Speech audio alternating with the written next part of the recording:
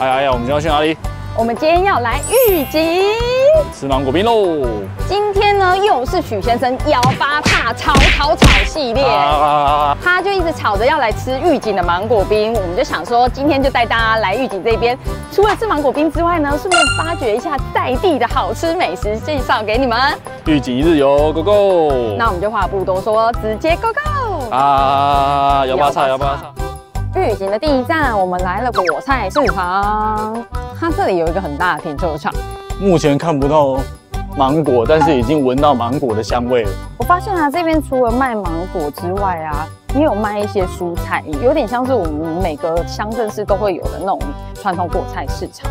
艾文呢，你最喜欢吃的艾文，这上面都会标注，超大、特大。那超大跟特大有什么不一样？这几千瓦这啊，这背吧，这喇叭哦，这个是400的。哦，那边是2篮700哦，所以它其实是有分等级的。对啊，然后这种400的，你就是直接一篮买回去7、8口，其实蛮方便的。然后如果你是小猪猪的话，你也可以买2篮700的。那个就是比较小颗一点，而且那个看起来比较没那么漂亮，它那个看起来比较漂亮。我们多看几间，也是有卖芒果干呢。来这边就是要多逛几间，多问，多比价。我其实蛮喜欢他们直接把价钱贴在你的篮子上面。这样你就不用一摊一摊都要问。金黄是最便宜的。对啊，你看哦，金黄1斤55，然后玉文1斤75，艾文1斤85。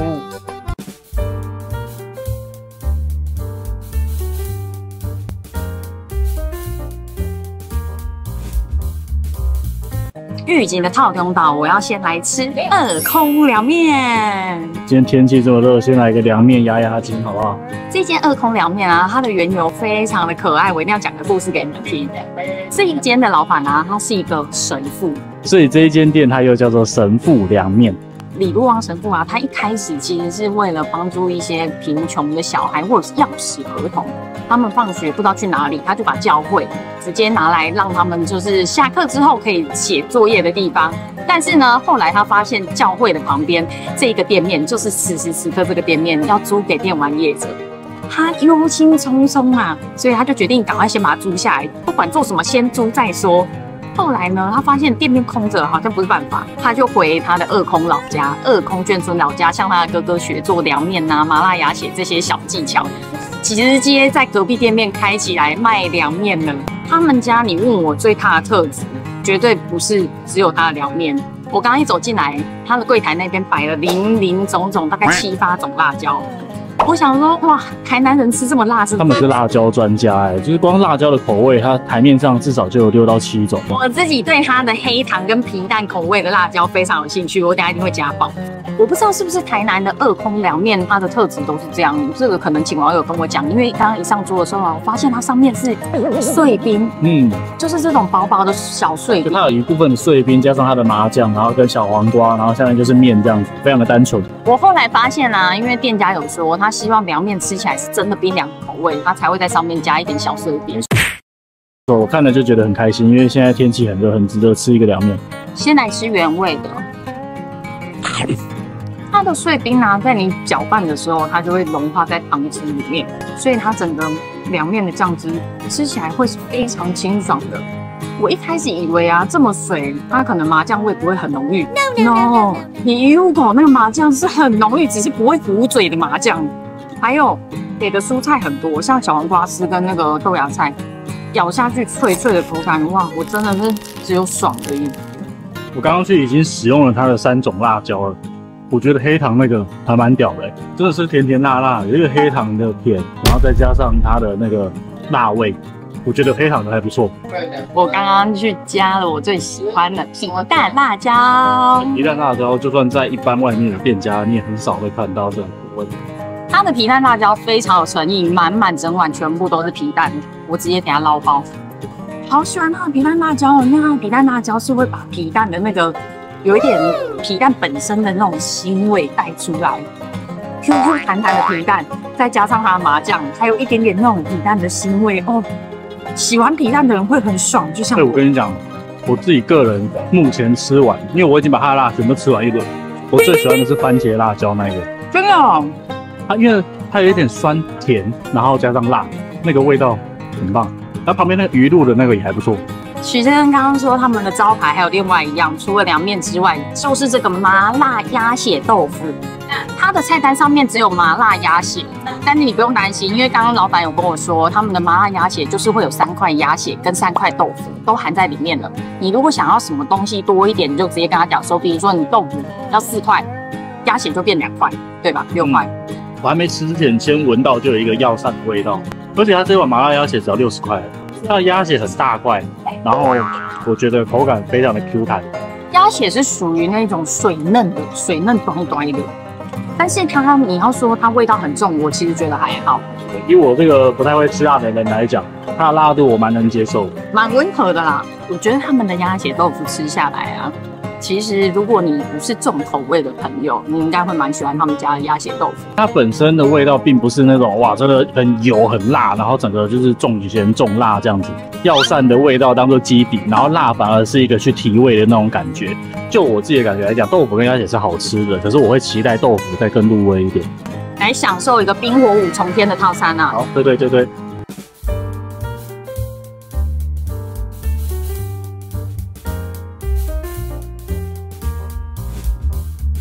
玉锦小笼包，这间玉锦小笼包呢，是我们台南 YouTuber 爱吃辉介绍的。他说这间是台南小笼包的天花板，真的假的？太浮夸喽！太浮夸了吧！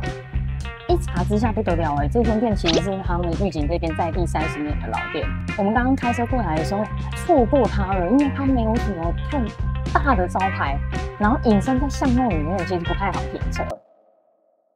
哇，懂吃我觉得这间吃还有一个问题，就是它可能内用空间不是很大，就只有我们这一桌跟隔壁那一桌，大部分在地人都是外带比较多。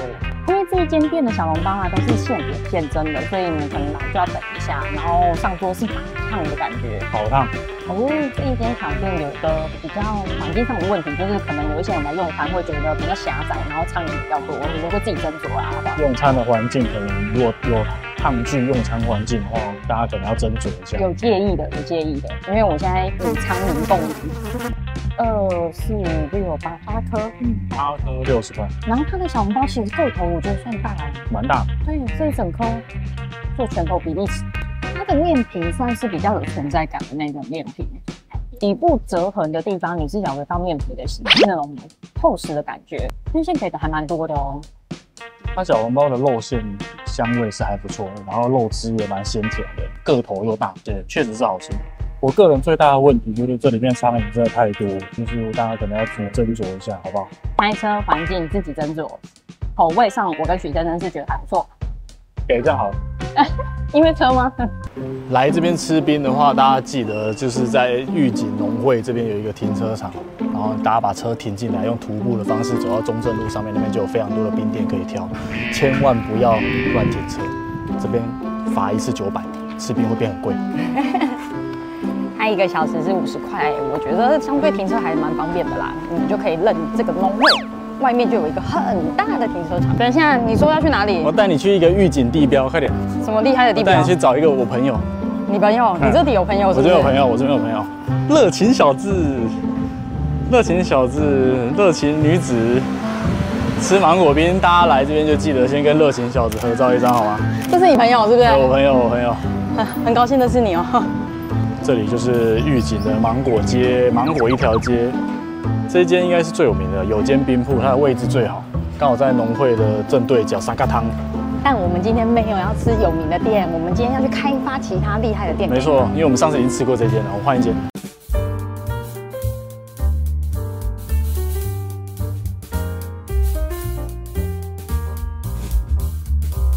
来玉锦，你们不能忘记一件事吧，就是芒果冰，必须的。我们这次来的呢是叫展冰店，这一间也很厉害，它总共有3个店面，一条老街上面它有3间店面。其实我觉得他们这边的冰店应该都大同小异，标配就是这个，炼乳满满给你挤到饱，挤到饱。我当初选这一间店的原因呢，就是它的容器是用锅子。他们家的锅子啊，从最小的迷你锅到我们现在点的1人份，它1人份长这样子啊，各位，1人份啊。你们如果多人来吃啊，它还有甚至到8人份的，我觉得价钱上面都还算是非常合理耶。有很多网友说，其实它的1人份、2个人份是非常刚好的。除了下面底部啊那个雪花冰芒果雪花冰之外啊，铺满了整整爱文芒果，最上面还放了一个转牙青，不是，是冰淇淋。对啊，冰淇淋芒果冰淇淋。他们这边芒果冰我吃过，然后每一间都是这样的标准配备。我其实很喜欢他们在芒果冰上面放的这个青芒果，因为你如果吃芒果冰啊，吃到后面你可能会觉得太甜腻，毕竟它还有附链里边，你一直挤，你就可以吃一下酸芽青，这个酸芽青松松滴滴，哇！因为我现在来的时间大概是5月初，我觉得芒果还没有到最甜的那个状态。之前有网友来，就不是芒果采季的时候，他可能是用冷冻的。可是因为我们现在是芒果季初期了啦，你来的时候都是新鲜的芒果，都是新鲜芒果。这间站冰店啊，我还有一个非常嘉许的地方，刚一进来就跟许先生说，它冷气好凉哦。不行，我要再加点热。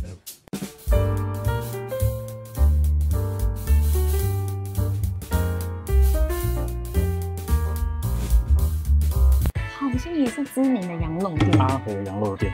好，我看这间店大部分都是在地的人来吃。它的 Google 评价只有50几个人而已。哦，很隐藏版哦。可是它里面有一个料理让我们非常的在意。我很在意耶，就是我手上这个羊皮冻，因为我人生中呢其实没有吃过羊皮冻，我也是既期待又担心受伤害啦，这是惊惊的。而且它这一份其实不便宜。我这样子一份还没吃过是150块。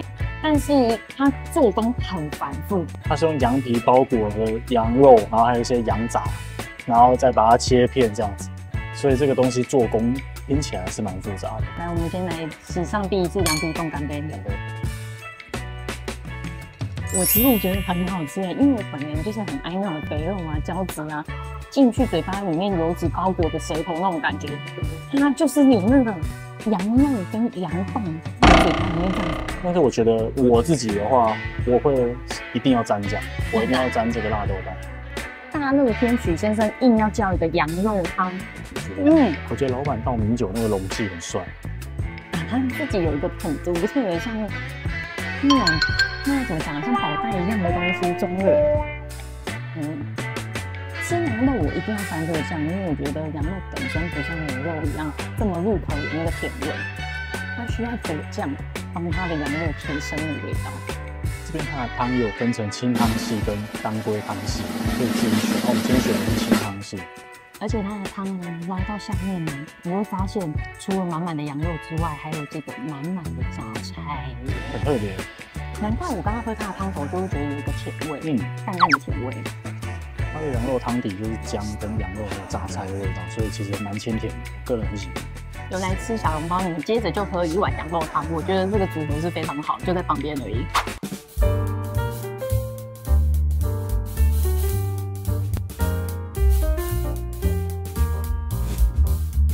接下来我们又有来吃冰的行程了。这一间是在老街上面的光芒果子，我们老街上面可不是都只有传统的芒果冰哦，这一间可是意式的吉拉豆。吉拉豆，对。我们已经迈入了国际，好不好？我们这个频道已经走向国际哦。希望我们有一天可以去意大利吃吉拉豆，麻烦大家多多支持。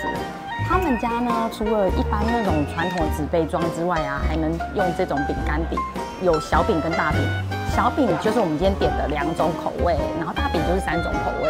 我今天点的是他们的特殊口味。先介绍，我要介绍我的土芒果，我的是土芒果，他的是蛋黄酥。那有人吃冰再给我点蛋黄酥的。他们家的台面上大概有林林总总快20种口味，就是有水果啊，然后跟茶类，像抹茶、什么伯爵茶都有，然后跟水果类的，例如土芒果啊、西瓜啊，各种果类的它里面都有。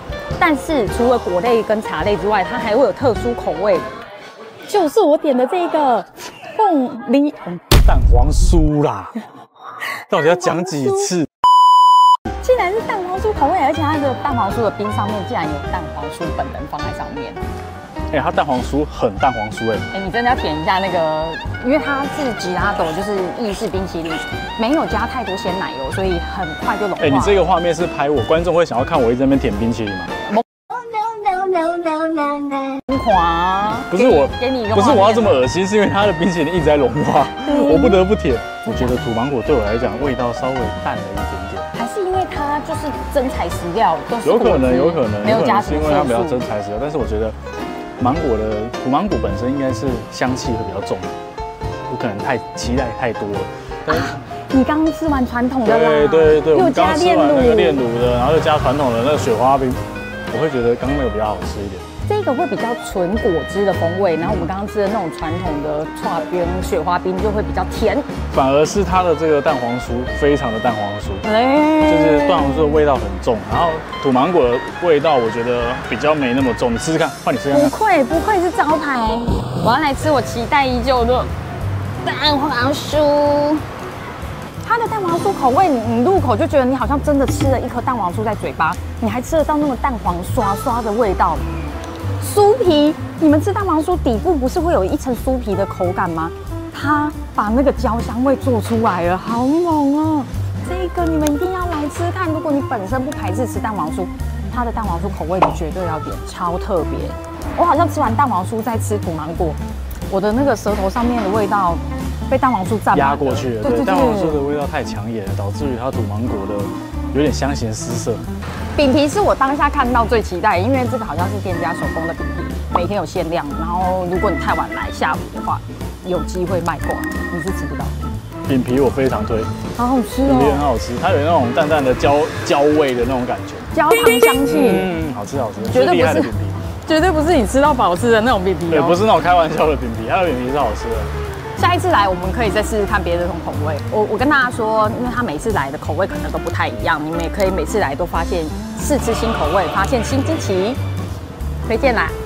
我们要前往咖啡厅。妈！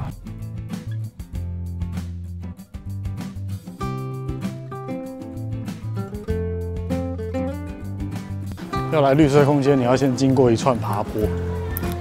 很运动哎，哇！里面别有洞天，入园须知，看一下。叮！绿色空间，在玉井这边的中午啊，正中午我们决定找一个景观咖啡厅来坐一下。而我们今天找的这个绿色空间啊，它是位在虎头山上。它这边 view 超级漂亮，我们直接在虎头山顶眺望整个玉井市区，非常的赞。我觉得怕热的朋友其实也不用担心，因为它除了室外，我们现在做的室外空间，它里面也有冷气的室内空间。但是来景观餐厅，大家一定要抢那个就是风景，景观第一排嘛，对不对？你们也不用担心，这里真的不用抢，你知道为什么吗？因为它的户外空间是围绕在整个山，你不管坐哪个位置，你都看得到整个玉井市景呐，就是这么美。漂亮漂亮，推推。还没有讲到一个最优惠的地方，我刚刚一进来啊，就跟许先生说，不要给我叫饮料。不要给我叫饮料，你知道为什么吗？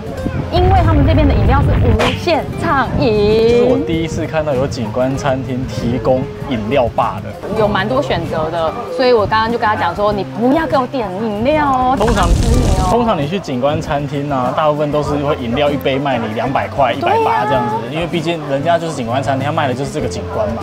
所以我觉得也是合理的。但是我第一次看到就是有这种，就是居然是提供饮料无限畅饮的景观餐厅，这个蛮屌的。进到他们的餐点部分，它这个下午茶点心就是把我最喜欢的蛋糕当做一个主餐，再搭上炸物跟水果。哎，这样子一整组，我那时候看到的时候吓傻了，他才卖我180哎，光这一颗我在 IKEA 不知道多少钱，60块，不止啦，差不多啦。其实还是会比外面贵一点，毕竟它就是提供一个烤布雷，然后简单的水果跟薯条、鸡块这样子。它其实蛮符合我们这些游客，就是想来东西都想要吃一点，像炸物想要吃一点，水果想要吃一点，甜点想要吃一个。这个下午茶拼盘180，我觉得可以点，还蛮划算。重点是我觉得这个空间真的是非常适合你来玉井玩啊，下午无聊，下午太热要避暑休息一下，非常适合的一个空间。它的 view 真的太完美了。我有偷偷发现隔壁桌都点什么，你知道吗？隔壁桌他们都点小火锅，因为据说绿色空间他们的火锅非常厉害。但因为我们今天要吃的餐厅太多，所以我跟许先生就简单点了一个下午茶拼盘，还有一个炸物鸡米花。没错，因为他这边的低消是一个人150块啦，他不能并计，所以你们来也可以像我们一样，就是点一个下午茶拼盘，然后一个人再点一个炸物。一起吃，我觉得这样子很惬意耶。我们大概可以坐个2、3个小时再离开，因为它没有用餐时间限制，你们就可以想要坐多久就坐多久，也蛮适合来这边聊聊天的啦。在玉井虎头山上啊，除了我们刚刚去的绿色空间之外，还有一个非常有名的景点，就是于清芳纪念碑。这边是一个免费可以看到虎头山整个玉井的市景的一个地方，但是要看到美丽的风景之前，要先经过一个长长的爬坡隧道。隧道贯穿山脉、海峡、河道或地下供行人、车辆等通行的通道。你知道我是这一次来玉井啊，我才知道原来玉井就是交8年。以前我们在历史课本上面读到交8年事件，大家来这边看风景呢，也是要抱持着一个尊敬的心。如果你们来玉井的虎头山你们没打算要去景观咖啡坐一下的话，想要找一个免费的景点的话，我觉得这个纪念碑这边看下去的风景就蛮漂亮的，它可以整个眺望玉井的市景。刚刚我们在导航的时候呢，发现还有个交8年公园。那个公园呢，单纯就只是公园而已。而我们现在来的这个交8年世界园区呢，它里面是有很多当时历史轨迹的遗迹可以做一个参观。最贴心的就是这个园区是免费的。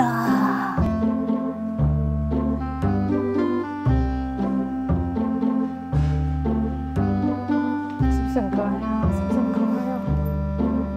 怪人本。许先生要去打炮了。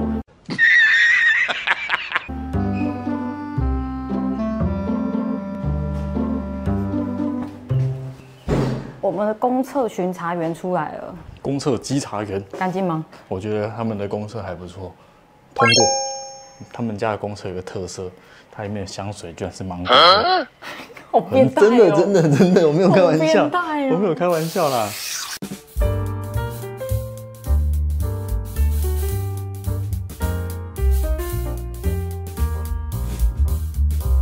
玉井黑轮博，玉井在地40年老店。这一看就知道是在地人在吃的下午茶。我们刚刚一到的时候，要求我，他骑楼已经排满人了。什么意思啊？在地人，每个在地人都是直接都拜嘟嘞，然后直接来排队。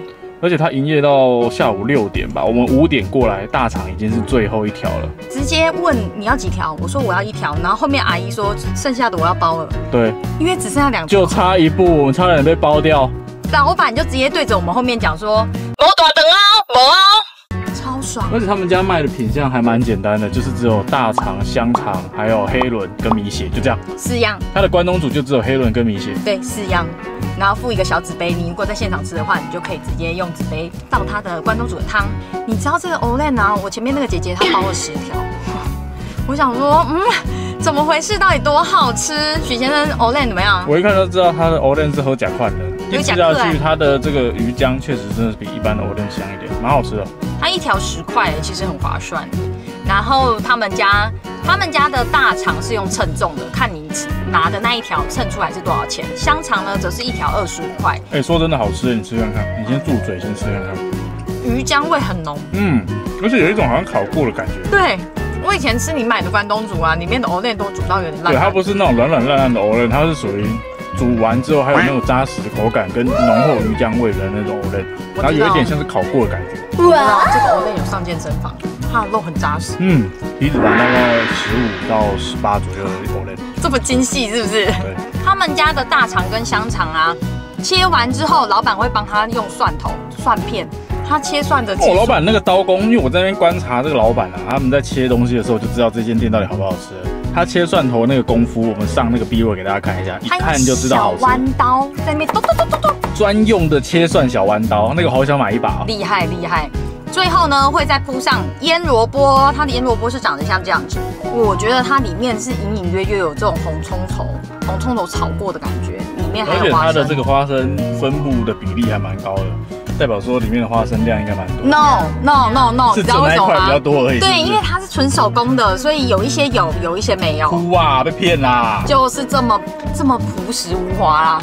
我要挑那个花生最多的，这是一个小确幸。他们这个大肠碳味真的加上去，就是有一种哇，下午茶吃到这种东西，我觉得非常开心。大肠香肠鸡茶园又上线了，各位。奇怪，它在上面炭火上面其实没有烤很久但炭味很浓而且香肠也蛮好吃的。里面的米粒你刚刚有吃吗？我觉得它里面的米粒那个糯米长糯米很 Q 弹，再加上有脆度的花生，松松脆脆的花生。给大家看一下我的香肠汉堡。米肠有水准，他们家的大肠你绝对要来吃，我觉得是相对其他家非常有水准的。花生够松脆，糯米够 Q 弹，还有炭味，满足了我们烤大肠3个大要素。我觉得在玉井这边居然有这种就是还不错吃的大肠香肠，蛮厉害的。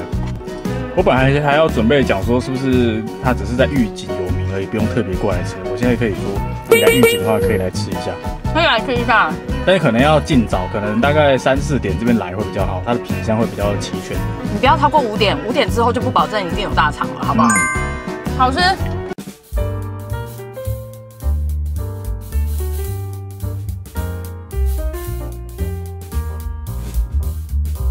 在离开玉井之前，许先生就被交流到的烤鸡给收买了。我们本来第一间呢是要去公仔柠檬鸡，但是因为公仔柠檬鸡超快就卖完了，所以许先生就选了另外一间也是人气知名的烤鸡。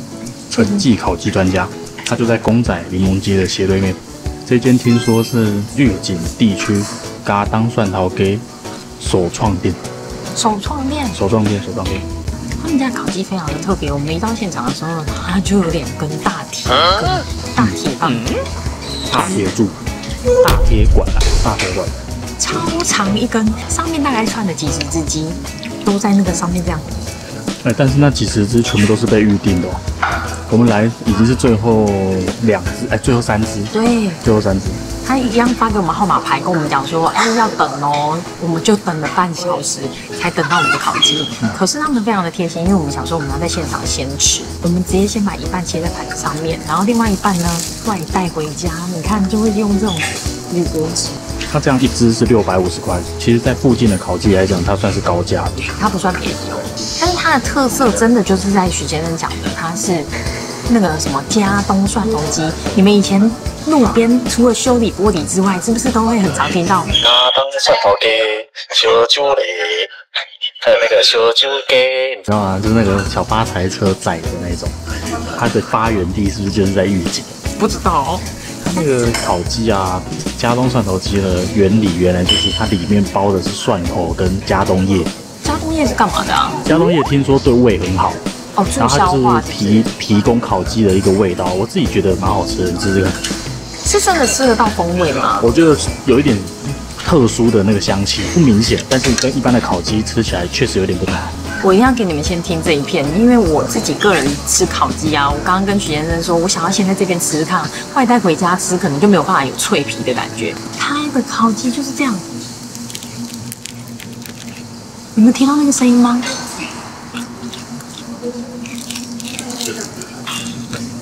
我最喜欢烤鸡的部分就是一定要这样咬起来脆脆的，里面鸡皮的那个油脂啊，就跟着它的火融在鸡肉里面变成一个养分。咬起来的时候，已经不会是油腻感，而是绵绵的胶质跟脆脆的皮。它的鸡皮刚好在那个焦酥的最极限边缘那里，然后肉质本身，我觉得就是可能是那个加冬叶的关系，它有一个淡淡的香气。它的皮就是介于多1分就要焦，少1分就少了一点味道，调整的刚刚好。刚刚有看到弟弟啊，他直接冲进那个，因为他们的烤鸡其实是在一个玻璃，有点像是那叫什么温室里面，类似温室那种概念，里面看起来超热，弟弟就冲进去里面在那边翻转。跟你讲，弟弟还好，旁边有一个阿嬷才是真正的高手。怎样？那个阿嬷是总铺中后塞，然后他自己看都受不了，阿嬷就直接走进去那个火场里面。他比消防员还猛，超帅的。烤鸡真的不得了我们在旁边看都已经觉得好热啊，整个火修腾腾，上面的鸡啊，每一只串起来的鸡都在滴鸡汁，看起来超好吃。它的皮之所以会这么脆，就是因为它用钢管烤法，它把那个鸡油全部都逼出来，所以你油一逼出来之后，鸡皮就脆了。这皮就是脆的跟饼干一样。我觉得它里面的肉啊，如果你们是比较重口味的朋友，它里面的肉其实已经有那个肉汁很香了，淡淡的香气。但是重口味的朋友可以再跟柜台要一下胡椒盐，里面的肉呢沾胡椒盐啊更带劲。我看那个评论里面啊，有人说他们家的肉有一点点柴，但我觉得它的柴的原因来自于说，因为它把油跟水分大部分都逼完，所以它是会比较偏干爽型的。那我个人呢觉得烤鸡就是这种干干爽爽的特别好吃。公仔柠檬鸡感觉也很好吃，听说它那个酱料很好吃，所以有吃过的朋友在下面留言跟我们讲一下，到底这一间比较好吃，还是公仔柠檬鸡比较好吃？又或者是这一条路上省道下来这一条路上，你们最喜欢吃哪一间？也可以推荐给我们，下次就来吃它。以上就是我们今天的玉井小旅行。玉井就是赞，玉井除了有芒果冰之外，还有烤鸡，还有很多好吃的小吃，欢迎大家跟着我们的名单一起吃起来，好不好？下次我要吃到公仔柠檬鸡。以上就是我们今天的影片啦，如果喜欢我们的影片，请记得帮我按赞、订阅、加分享。想看我们去哪一区玩，下面留言告诉我们。那我们就下次见喽，拜拜，公仔拜拜，下次再来吃你哦，公仔在后面。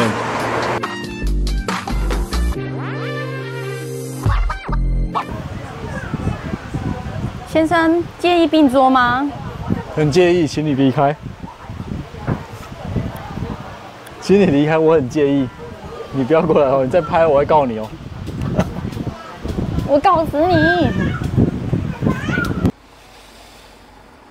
他刚刚说什么4点半你就要打电话来订了，最慢打电话来订，因为超过4点半呢，它就卖光了。卖光了，所以今天已经卖光了。卖光了，今天是卖光了。难怪里面半个人都没有。我刚刚跟许先生一下车，想说我们要来买柠檬鸡，一进去卖光了。谁太好了吧？现在才5点呢。